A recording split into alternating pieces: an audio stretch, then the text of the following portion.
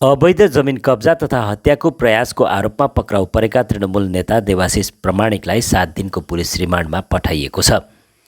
Trinamool Congress Dabgram फुलबारी साङ्गठनिक ब्लकका अध्यक्ष देवाशिष सहित 3 जनालाई अवैध जमिन कब्जा तथा हत्याको प्रयासको आरोपमा पक्राउ गरिएपछि अदालतले 7 दिनको पुलिस हिरासतमा पठाएको छ।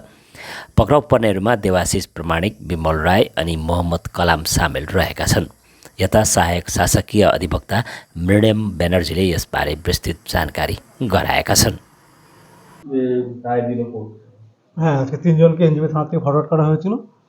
তাদের নাম হচ্ছে বিমল রায়, মোহাম্মদ কালাম এবং দেবাশিস প্রামাণিক।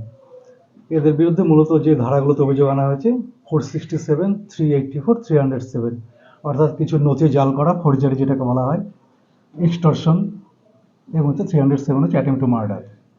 এবং এই ঘটনাটা যেটা করেছিল সেটাতে জুলাপি রায় বলে তিনি একজন এই কেসের ডিফেক্টিভ অপোনেন্ট। তিনি একটা অভিযোগ করে বলেছিলেন যে তার বাবার একটা ল্যান্ড ছিল, তার বাবার মৃত্যুর পরে তিনি সেই ল্যান্ডের অ্যাবসলিউট ওনার, এবং একে এরা বিভিন্নভাবে প্রেশারাইজ করে পলিটিক্যাল অ্যাঙ্গেল থেকে মাসেল পাওয়ার দিয়ে থ্রেট করে সেই জমিটাকে ট্রান্সফার করার জন্য। এবং রেলিভেন্ট ডেটে তাকে মারধর করা হয়, তাকে থ্রটলিং করা হয় এবং একটা ফোর্জ পাওয়ার অফ অ্যাটর্নির কথাও বলা হয়।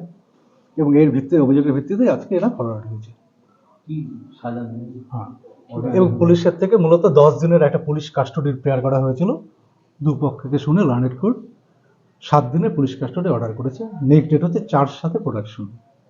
সরকারি জমি কোনো অভিযোগ ছিল না, স্পেসিফিক এখনো কিছু নেই, সব ইনভেস্টিগেশন শুরু হয়েছে, বেশ কিছু মেটেরিয়ালস এখনো আসবে।